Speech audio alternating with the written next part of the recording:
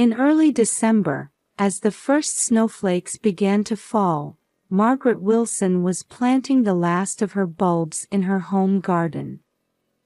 Even at 65, gardening remained her emotional anchor. The memories of her 30 years as an emergency room nurse sometimes haunted her nightmares.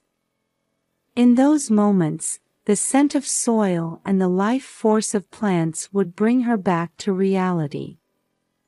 Her house, built in the 1980s, was known throughout the Worthington district for its well-maintained gardens. Come spring, tulips would bloom from the bulbs she was now planting. Since her husband Thomas's sudden death from a heart attack 10 years ago, this garden had become her reason for living.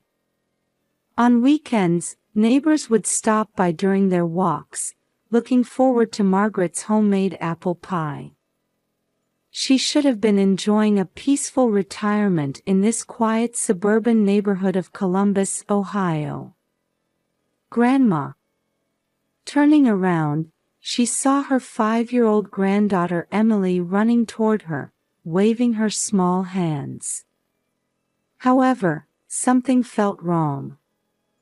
Her usual energetic gait was missing. She seemed to be dragging her feet slightly. "Emily, be careful."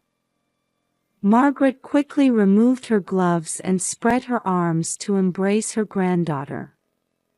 Emily obediently jumped into her grandmother's arms, but her body was noticeably lighter than before.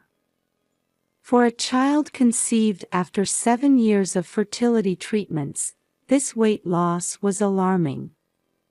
"Emily, have you been eating your mother's cooking lately?" "Yes, but Mama says I can't get fat." Emily's voice was small and trembling. Margaret tried to gently roll up her granddaughter's long-sleeved shirt, but Emily quickly withdrew her arm. The gesture was identical to that of abused children she had seen countless times in the emergency room. "Does it hurt?" "No. I'm fine." The response was vague, and Emily's eyes remained fixed on the floor.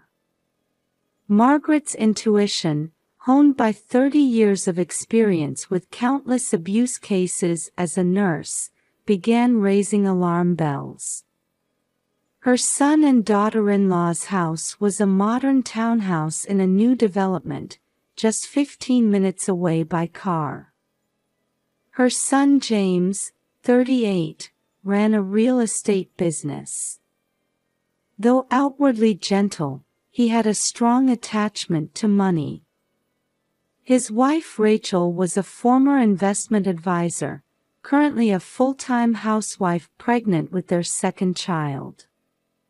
Just last week at Sunday dinner, she had heard about their $4 million debt from 7 years of IVF treatments, and an additional $2 million loss from an investment scam. "James. Emily doesn't seem well." Her son rushed out to the garden. A momentary look of anxiety crossed his face. She's been a bit under the weather lately. Rachel's worried and making sure she gets plenty of rest." Her son's explanation sounded natural, but there was something artificial about it. Margaret searched for Rachel, her son's wife who was 8 months pregnant. She was watching coldly from inside the house. Recently, Rachel had changed too. Her usual vibrancy had disappeared, replaced by eyes that harbored dark shadows. "Emily, time to go home."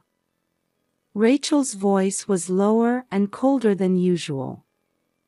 After that day, Margaret's opportunities to see Emily gradually decreased. Phone calls were met with responses like, "She's not feeling well," or "We're taking her to the doctor."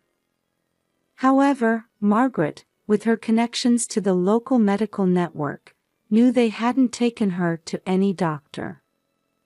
Every Sunday, after Mass at St. Michael's Catholic Church, she would pray alone. Her former colleagues from Riverside Methodist Hospital would express concern about Emily's situation.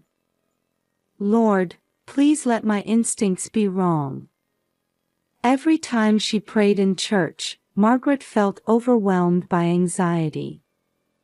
It was the deepest fear she'd felt since losing her husband 10 years ago. Weekend shopping trips to Kroger hadn't included Emily for quite some time. And her premonitions would prove correct. The day after Rachel learned her second child would be a boy, Emily's condition suddenly worsened. Margaret's nursing experience forewarned her of the worst possible outcome. Since that day, Emily's condition had continued to deteriorate. When Margaret visited her son's house, Emily would sit hiding behind the stairs. The granddaughter who once bounded into her grandmother's arms now cowered like a frightened kitten. In the newly built townhouse, Emily existed like a mere shadow. "Emily, it's Grandma. Everything's all right." Even when called, Emily would only nod slightly. The child who once ran energetically around the garden now lived wrapped in long-sleeved clothes, hiding in shadows. Margaret tried several times to check for bruises on her arms, but Emily desperately refused. Her gestures clearly showed fear. During her time at Riverside Methodist Hospital, Margaret had learned the characteristic behavioral patterns of abused children. Hiding arms and legs, flinching at adult presence, abnormal eating habits. Emily displayed all of these signs.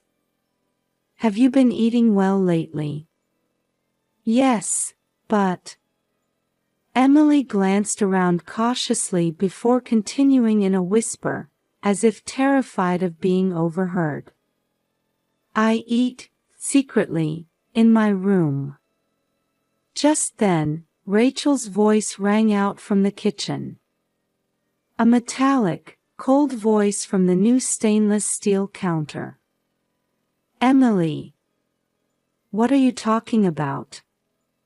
At that voice, Emily's body froze for an instant.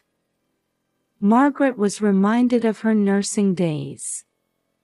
The countless abuse cases in the emergency room. Children trembling at their parents' voices. And now, her own granddaughter showed the same reaction. 30 years of experience sent out every warning signal. "Rachel, could you tell me who Emily's doctor is?" At Margaret's question, Rachel's eyes widened for a moment. Cradling her 8-month pregnant belly, she showed clear signs of distress. "Oh, yes, but the primary physician is on vacation now." An excuse-like response. Rachel seemed to have forgotten that Margaret knew every pediatrician in the area. None of the doctors she regularly saw at Sunday Mass at St. Michael's Catholic Church had examined Emily. During dinner, Emily showed strange eating habits. She wolfed down her food as if she might not be fed tomorrow. Yet her body was definitely getting thinner. The long-sleeved dress concealed her emaciated frame. "Mama and Papa say I should go to heaven." The words Emily suddenly muttered after dinner froze Margaret's spine. The same bottomless fear that had gripped her when she lost her husband Thomas enveloped her. "Emily, what do you mean?" But before she could answer, Rachel interrupted. Her eyes held a sharp light she'd never shown before. "It's bedtime. Margaret, perhaps you should head home now." As she was leaving, Margaret caught her son in the garage. In the dim light, she searched for traces of her once gentle son. "James, tell me the truth." "Mom, you're worrying too much. Emily's just feeling a bit under the weather." Her son's eyes wouldn't meet his mother's. The pressure of $4 million in fertility treatment debt and $2 million in investment fraud losses had changed her son into a different person. After that, Margaret's opportunities to see Emily drastically decreased. Phone calls were met with responses like, "She's sleeping," or "She's getting tests." However, when she checked with her former colleagues at Ohio Health Riverside Methodist Hospital, there were no records of Emily being admitted anywhere. One day, while passing her son's house after shopping at Kroger, she heard screaming from inside. It was a desperate voice that pierced through the white walls of the modern townhouse. "That's enough. At this rate, everything will." It was Rachel's voice. When Margaret approached the entrance, the voice suddenly stopped. Her son opened the door, sweat glistening on his forehead despite the winter cold. "Mom, she's not feeling well right now." "But I just heard screaming." Rachel's morning sickness is severe. She's been on edge with this second pregnancy. Her son's explanation was too perfect. From behind him, Emily's crying could be heard. Her voice contained indescribable suffering. The next day, Rachel's prenatal checkup confirmed the second child would be a boy. From that moment, her son and daughter-in-law's attitude completely changed. They claimed Emily's condition had rapidly deteriorated and, without showing any doctor's diagnosis, completely banned visits. "We found a serious genetic disease. There's a risk of infection, so we can't let you see her, Mom." As a medical professional, Margaret felt something was wrong with her son's explanation. What genetic disease could suddenly appear and pose an infection risk? And above all, why wouldn't they show the doctor's diagnosis? Her 30 years of nursing experience saw through all the lies. While praying in church, Margaret had made her decision. If things continued this way, something irreversible would happen. Her years of nursing experience told her so. The same bottomless anxiety that had engulfed her when she lost her husband wrapped around her.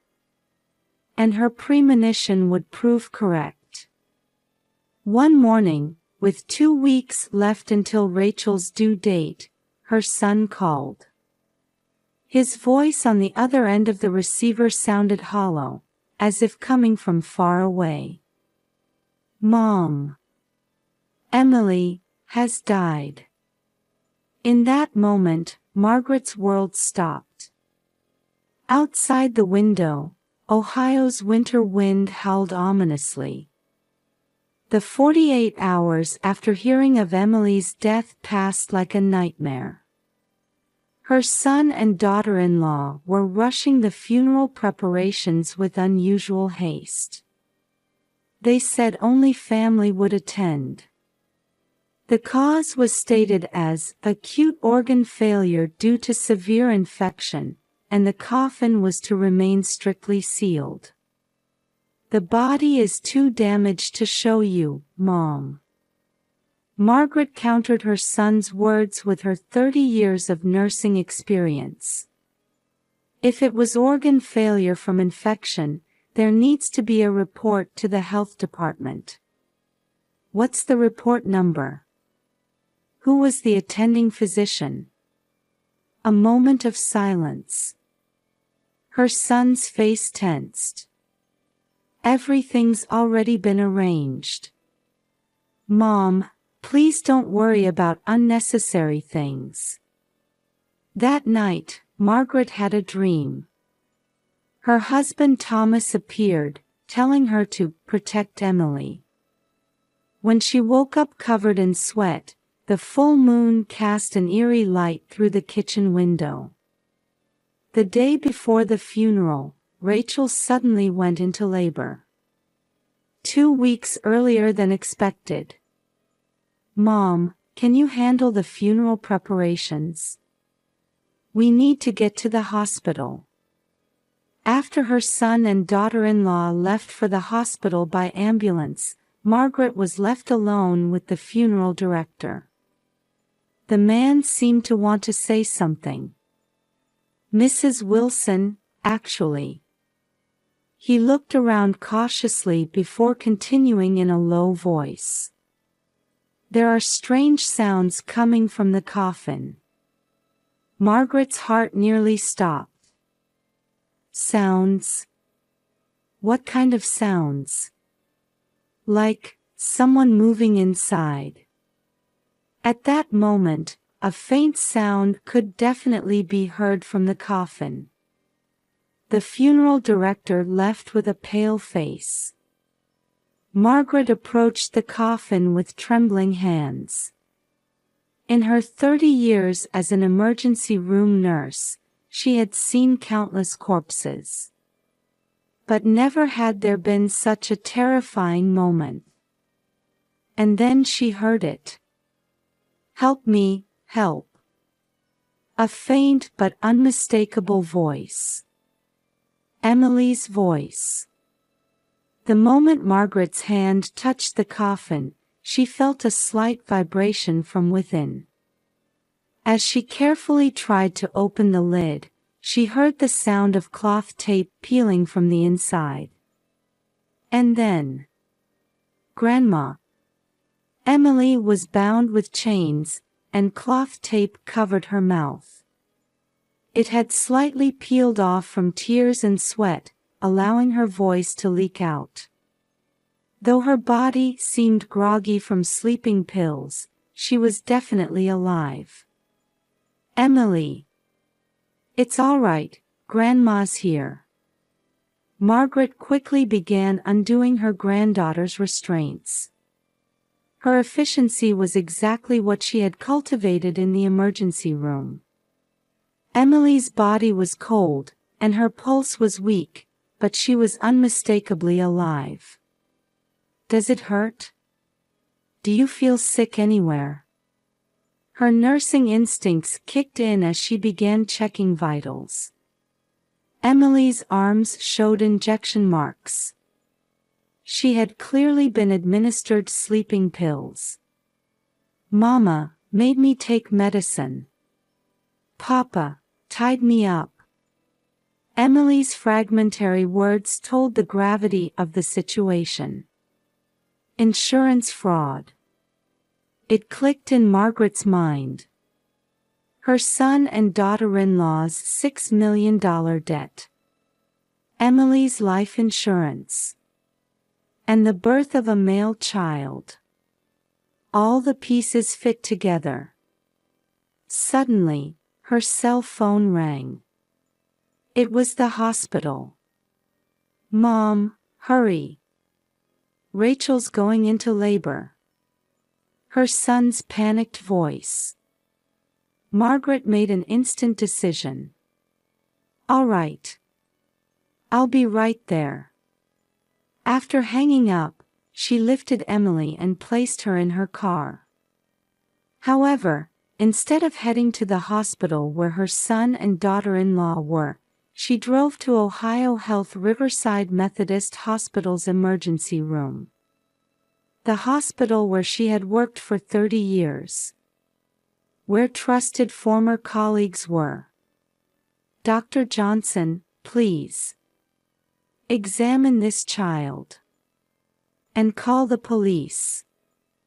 Her old friend, the pediatrician, understood the situation at a glance. A treatment team was immediately assembled, and Emily's protection began. At that moment, another cell phone rang. It was her son. Margaret didn't answer. Right now, her only duty was to save the life before her. Outside the window, Ohio's winter dawn cast a new light of hope. In the emergency treatment room at Riverside Methodist Hospital, doctors were attending to Emily. Large amounts of sleeping medication were detected in her system, and her wrists and ankles showed restraint marks. Test results appeared one after another on the monitor. Malnutrition, dehydration, mild hypothermia, all evidence of abuse. In this hospital where she had worked for 30 years, Margaret now faced the greatest crisis of her life. The white walls and smell of disinfectant. What was once normal now carried an extraordinary tension. Vitals are stabilizing. Blood sedative levels still elevated. Body temperature showing gradual improvement. The medical staff's voices flew back and forth. Each one indicated that Emily's life was still dancing with danger. "Mrs. Wilson, the police are here." A young nurse approached her.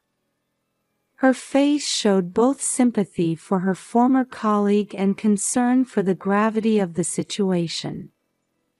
Emily is no longer in immediate danger. However, Dr. Johnson paused. He had been a trusted colleague and friend for 20 years. This is clearly attempted murder. The sedative dosage was near lethal.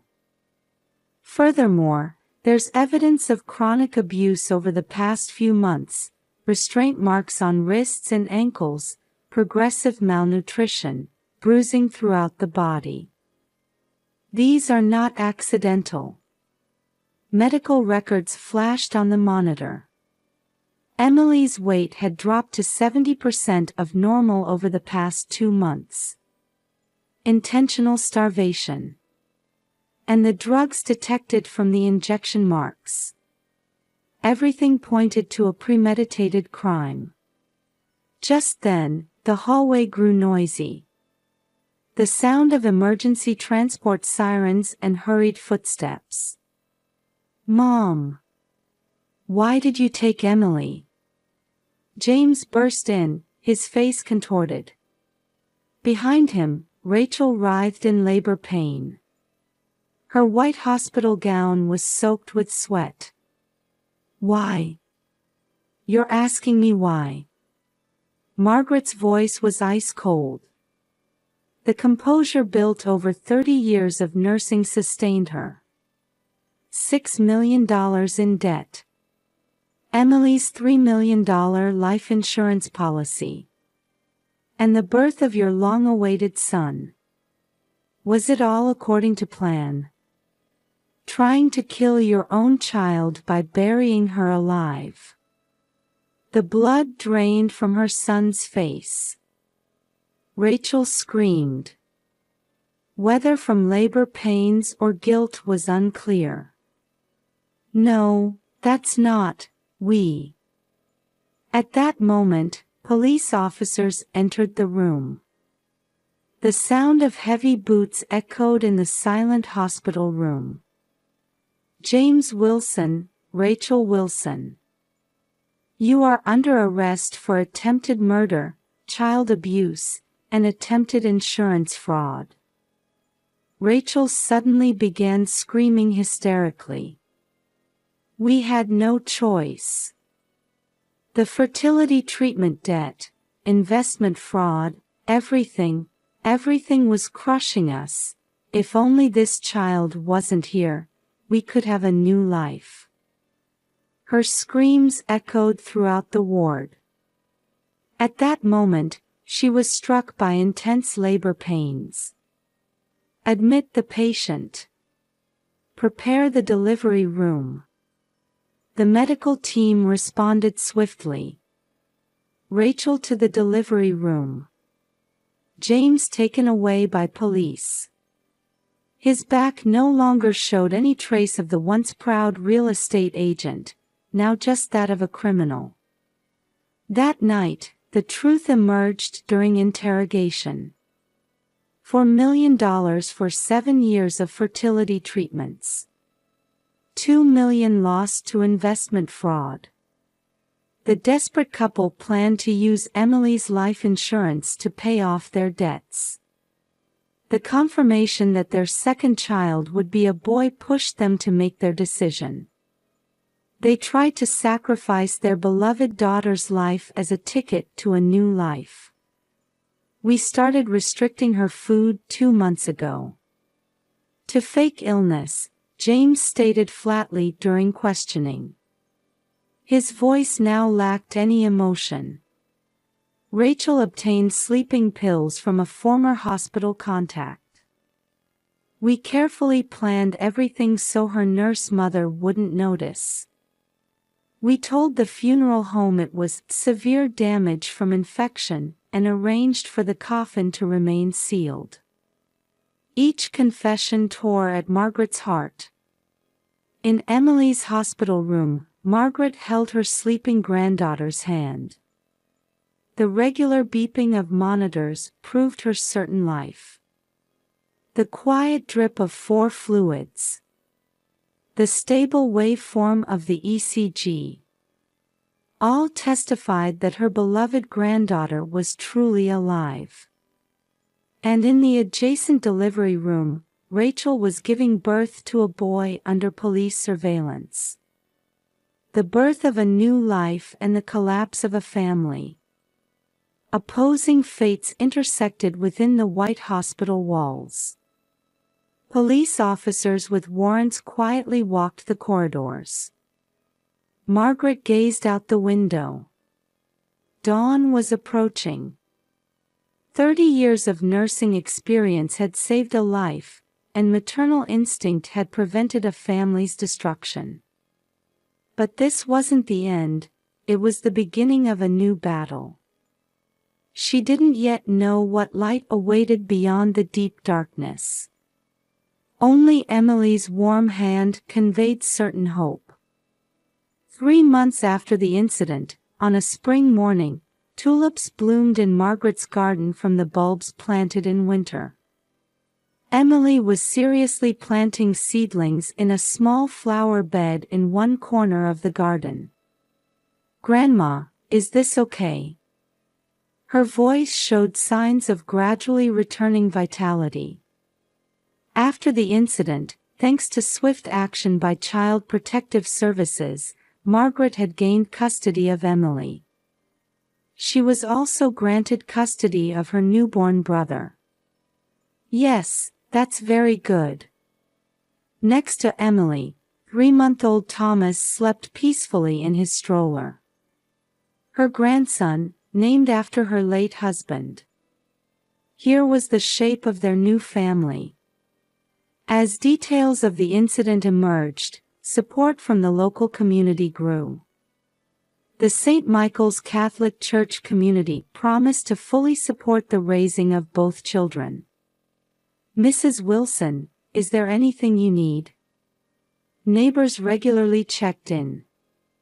Former emergency room colleagues would come to help between their shifts. Meanwhile, her son and daughter-in-law's trial continued. They faced heavy sentences for insurance fraud, child abuse, and attempted murder. Particular attention focused on the cruelty of their plan as its details came to light. Gradually weakening her over 2 months, creating the pretext of serious illness. Then sedating her and placing her alive in a coffin. Margaret still trembles hearing the prosecutor's statement. A crime meticulously planned to avoid detection by a mother with medical knowledge. However, there was one flaw in their plan. Emily's strong will to live.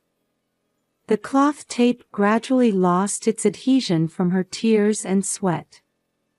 And when the sleeping medication began to wear off, a faint voice leaked out. If she hadn't heard that. Margaret dreaded to think about it. "Grandma, do we have to go to the doctor again?" Weekly counseling. Specialists say Emily's trauma care requires a long-term approach. Nights haunted by nightmares. Sudden panic attacks. However, slowly but surely, signs of recovery were becoming visible. Prompted by the incident, Margaret began working in child abuse prevention. She gives lectures to medical professionals at Riverside Methodist Hospital. 30 years of nursing experience and the experience of saving her own granddaughter. Her words, carrying such weight, moved many hearts. Tragedy is never someone else's problem. Every time she speaks, offers of cooperation invariably come from the audience. The network for early detection and prevention of abuse steadily expanded.